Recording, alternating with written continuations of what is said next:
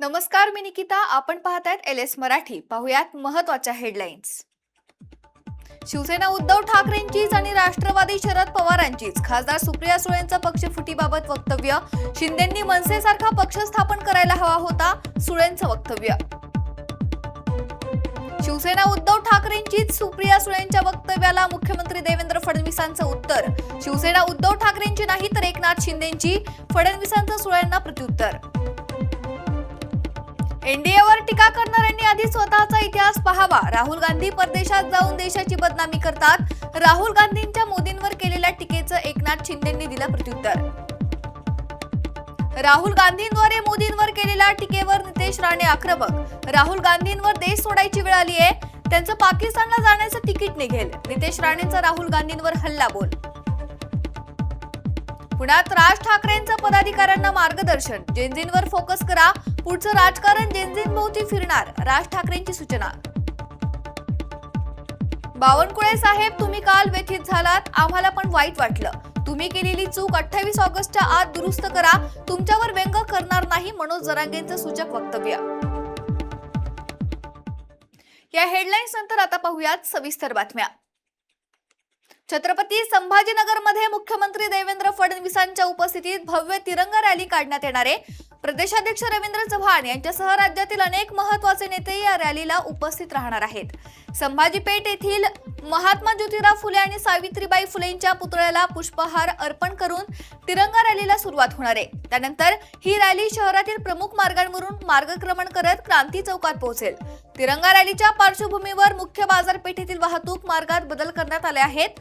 मुख्यमंत्र्यांच्या स्वागतासाठी शहरात मोठमोठे बॅनर लावण्यात आलेत. याचा आढावा घेतलाय आमचे प्रतिनिधी संजय आहेर यांनी. संभाजीनगर शहरामध्ये भारतीय जनता पार्टीच्या वतीने तिरंगा रॅलीचे आयोजन करण्यात आले आहे. या संदर्भात आज राज्याचे मुख्यमंत्री देवेंद्र फडणवीस हे छत्रपती संभाजीनगर मध्ये दाखल झाले आणि 2 वाजता त्यांच्या नेतृत्वाखाली तिरंगा रॅली काढण्यात येणार आहे. आपण पाहू शकतो या ठिकाणी मात्र स्टेज आहे, या ठिकाणावरच आता तिरंगा रॅलीला सुरुवात आहे आणि त्या ठिकाणी क्रांती चौकामध्ये मात्र त्याचे एंड होणार आहे. या तिरंगा रॅलीचे यामध्ये अनेक मंत्रिमंडळाचे सदस्य यामध्ये सहभागी झालेले आहेत. आपण जर पाहिलं तर पंकजा मुंडे असेल, गिरीश महाजन असतील, सावरकर असतील, असे अनेक दिग्गज मंत्रिमंडळाचे सदस्य या ठिकाणी सहभागी झालेले आणि मुख्यमंत्री देवेंद्र फडणवीस यांच्या नेतृत्वाखाली तिरंगा रॅली आयोजित करण्यात आलेली आहे. त्या आपण पाहिलेलं आहे की अनेक विद्यार्थ्यांना अनेक विद्यार्थी या ठिकाणी शाळेमध्ये येणार आहेत. शाळेतील विद्यार्थी या तिरंगा रॅलीमध्ये सहभागी होणार आहे. त्यामुळे आज अनेक रस्ते देखील वाहतूक या ठिकाणी बंद करण्यात आलेली. त्यामुळे आता 2 ते 3 च्या दरम्यान ही तिरंगा रॅली जी आहे काढण्यात येणार आहे आणि पोलीस बंदोबस्त ठिकाणी आपण पाहू शकता की मोठा पोलीस बंदोबस्त या ठिकाणी लावण्यात आलेला आहे. कारण की अभिजित जितके यांनी जी काही चळवळ उभा केली तरुणाईची सरकारच्या विरोधात त्यांचं जे काही आपण पाहिलं तर रोष आहे सरकारच्या विरोधात तरुणाईचा उद्रेक देखील आपल्याला पाहायला मिळतो. त्यामुळे अनेक पोलीसवाले सिव्हिल ड्रेस मध्ये या ठिकाणी तैनात करण्यात आलेला आहे. कुठेतरी मुख्यमंत्र्यांचा विरोधात कुठे घोषणाबाजी नाही झाली पाहिजे, कोणालाही त्याला विरोध न करतात. त्यासाठी मात्र पोलीस बंदोबस्त अलर्ट मोडवर असल्याचं आपल्याला पाहायला पाहिजे आणि पोलिसाचे अनेक अधिकारी या ठिकाणी तैनात करण्यात आलेले. त्यामुळे आता अवघ्या काही तासामध्ये मात्र आता या तिरंगी रॅलीला सुरुवात होणार आहे. आपण जर पाहिलं तर याचे नियोजन जे आहे ते छत्रपती संभाजीनगरचे आमदार तथा मंत्री अतुल सावे, भागवत कराड यांनी या ठिकाणी केल्याचं आपल्याला पाहायला मिळते. आता काही वेळातच मात्र या ठिकाणी या तिरंगा रॅलीला आता सुरुवात होणार असल्याचा देखील आता पाहायला मिळत आहे. संजय आहेर, LS मराठी, छत्रपती संभाजीनगर. मंत्री नितेश राणेंनी राहुल गांधींवर सनसनीत टीका केली आहे. राहुल गांधींवर देश सोडायची वेळ आली आहे. राहुल गांधींची पाकिस्तानला जाण्याचं तिकीट निघेल असं राणे यांनी म्हटलंय. मोदींच्या गळाभेटमुळे देशाची किती ताकद वाढली आहे, देशाचे संबंध किती वाढले आहेत, काँग्रेसवाल्यांना हे कळणार नाही असं नितेश राणे यांनी म्हटलंय. काँग्रेसची गळाभेट केवळ पाकिस्तान सोबतच आहे असं देखील राणेंनी टोला लगावलाय. राहुल गांधींची बुद्धी कमी असल्याचं राणेंनी म्हटलंय. असं आहे की असे बघता बघता 12 वर्ष झाली ना, राजीनामा देण्याची वेळ आली. पण आता राहुल गांधीला लवकरच देश सोडण्याची वेळ निश्चित पद्धतीने येऊन तुम्हाला सांगतो. पंतप्रधान मोदी साहेब आणि अमित शहाजी हे प्रत्येक भारतीयाच्या हृदयात आहेत. त्यांना 3 वेळा या देशाच्या जनतेने निवडून दिलेलं आहे. म्हणून राहुल गांधींनी कितीही वल्गना केला, कितीही अशा पद्धतीचे मोठे मोठे स्वप्न पाहिले, तर आमच्या इथून काय राजीनामा होणार नाही, पण पाकिस्तान जाण्याची तिकीट नक्की निघेल. त्यांचा निर्णय घेण्यात यावा असं ते म्हणतात. असं आहे की त्याबद्दल कालच आमचे राज्याचे उद्योग मंत्री उदय सामंतजींनी स्पष्ट भूमिका मांडलेली आहे की असा कुठलाच उद्योग आमच्या महाराष्ट्राच्या बाहेर जात नाही आहे.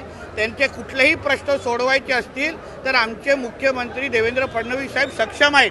उलटा गुंतवणुकीमध्ये आमचा महाराष्ट्र आज 1 क्रमांकामध्ये आहे, FDI मध्ये 1 क्रमांकामध्ये आहे. उद्योग खातं, बंदर खातं, प्रत्येक क्षेत्रामध्ये मोठ्या प्रमाणामध्ये गुंतवणूक होते.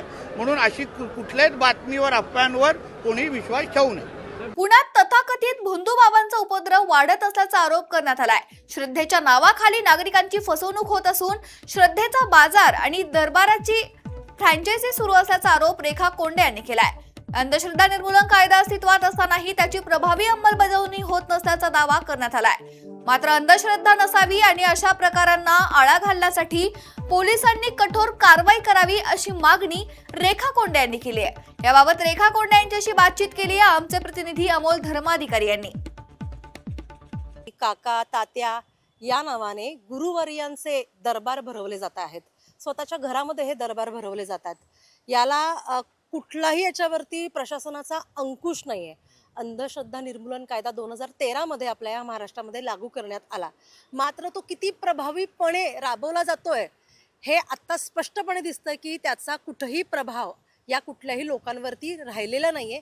कारण बिनदिक्कतपणे बिनधास्त कशालाही न घाबरता कायद्याला न जुमानता ही लोक वारंवार चुकीचे अंधश्रद्धाला खतपाणी घालणारे व्हिडिओ, त्याचा प्रसार करणारे video Instagram, social media, Facebook अशा ठिकाणी टाकतात, यूट्यूबवरती सुद्धा टाकतात आणि लोक त्याला आकृष्ट होतात. आणि ते पाहून कुठेतरी मग मी बऱ्याच जणांच्या कॉमेंट्स वाचल्या की मग ताई माझे एका ठिकाणी पैसे अडकलेत, ते काढून द्यायचे आहेत, तर मला तुमचा पत्ता द्या, मी तुमच्याकडे येते. इथपर्यंतच्या कॉमेंट्स आहेत की कर्जबाजारी झालेले, मूल न होणारे किंवा माझ्या मुलाची दारू सुटत नाही आहे यासाठी सुद्धा लोक कॉमेंट करतात. म्हणजे एक अर्थी हे गुरुवर्य स्वतःला आता डॉक्टर म्हणायला लागलेत. आत्ता मध्यंतरी मी 8 दिवसापूर्वी एक व्हिडिओ बघितला. मोनाली विधाते म्हणून आहेत, कात्रजला ती बाई राहते, कात्रज सुखसागर नगर परिसरामध्ये ती राहते. आणि तिने असा व्हिडिओ टाकला होता की एक महिला पेशंट हॉस्पिटलमध्ये ॲडमिट आहे आणि आदिवासी बहुल भागातील नागरिकांना दर्जेदार आरोग्य सेवा देण्यासाठी जिल्हा परिषद प्रशासनाने आता पुढाकार घेतलाय. तब्बल 40 वर्षांच्या प्रदीर्घ प्रतीक्षेनंतर कमलापूर वासियांच्या आरोग्य सेवेला नवं बळ मिळालंय. जिल्हा परिषद प्रशासनाच्या पुढाकारातून तब्बल 7 कोटी रुपयांचा निधी खर्च करून हे अत्याधुनिक प्राथमिक आरोग्य केंद्र उभारण्यात आलंय. ही इमारत पूर्ण तयार असूनही अजून तिचं लोकार्पण आणि हस्तांतरण बाकी आहे. त्यामुळे नागरिकांची अपेक्षा आहे की ही प्रक्रिया लवकर पूर्ण होऊन इथून तातडीने आरोग्य सेवा सुरू व्हावी. या नव्या आरोग्य केंद्रातून घेतलेला ग्राउंड झिरो रिपोर्ट पाहूयात.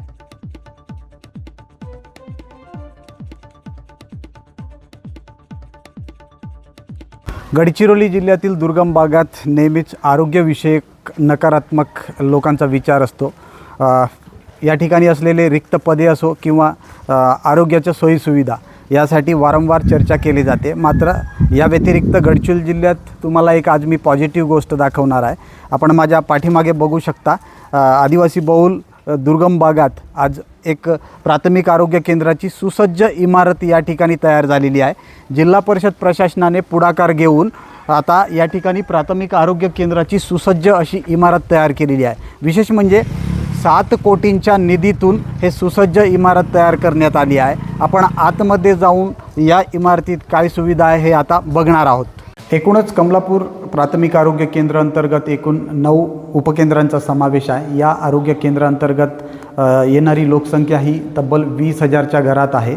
अशा परिस्थितीत जुन्या इमारतीतून रुग्णावर उपचार करावे लागत होते आणि इमारत पडकी असल्यामुळे अनेक अडचणींना सामोरे जावे लागत होते.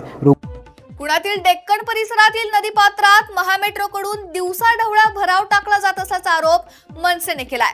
मेट्रो पुलाच्या गर्डरसाठी क्रेन उभी करण्याच्या उद्देशानं हा भराव नदीपात्रात टाकला जात असल्याचा दावा करण्यात आलाय.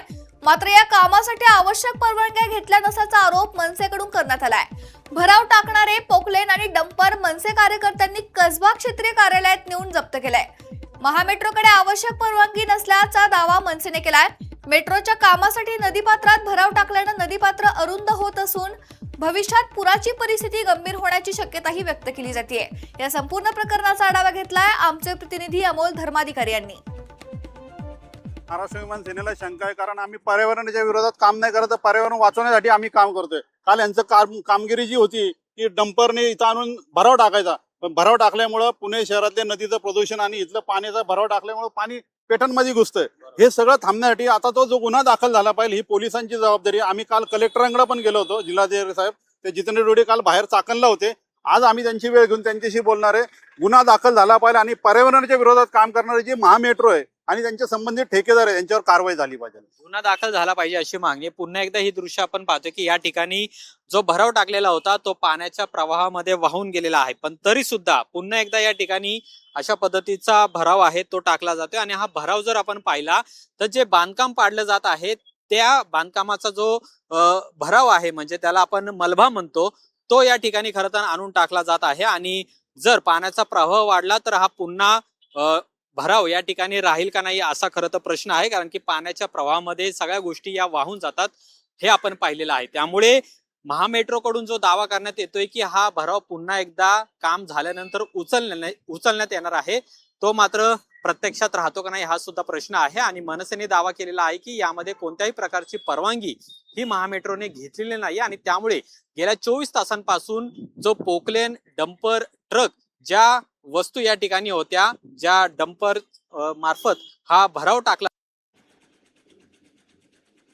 या सविस्तर घडामोडीनंतर आता घेऊयात महत्त्वाच्या घडामोडींचा आढावा वेगवान घडामोडींमध्ये।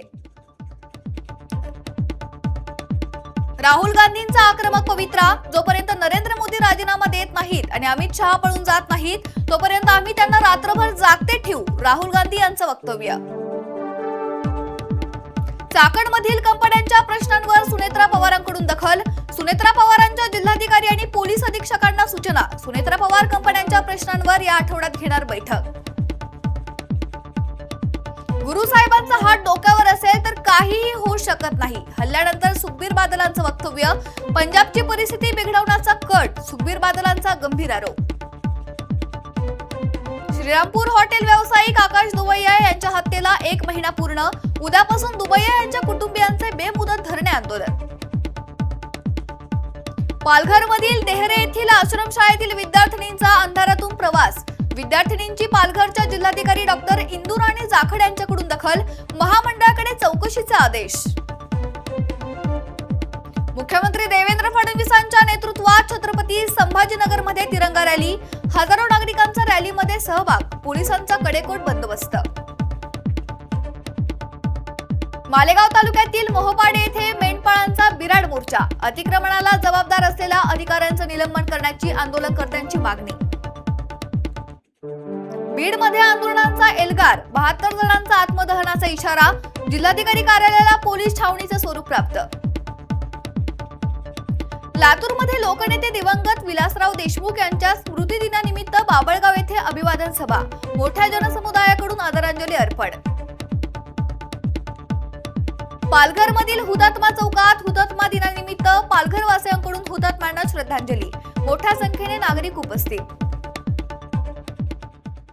या होत्या महत्त्वाच्या घडामोडी। पाहत रहा LS मराठी।